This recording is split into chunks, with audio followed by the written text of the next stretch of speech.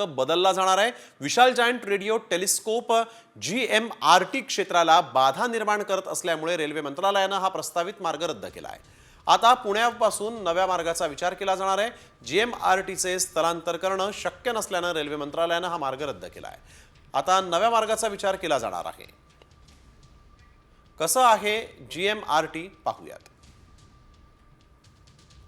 GMRT म्हणजे giant metrewave radio telescope 5,63,001 चौरस फूट जागेमध्ये कार्यरत आहे।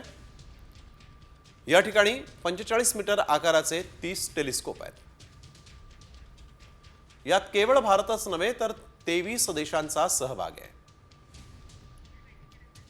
त्यामुळे आता GMRTला बाधा होत असल्यामुळे रेल्वे मार्गात बदल करण्यात आलेला आहे। पुणे नाशिक रेल्वेचा मार्ग आता बदलण्यात येणार आहे।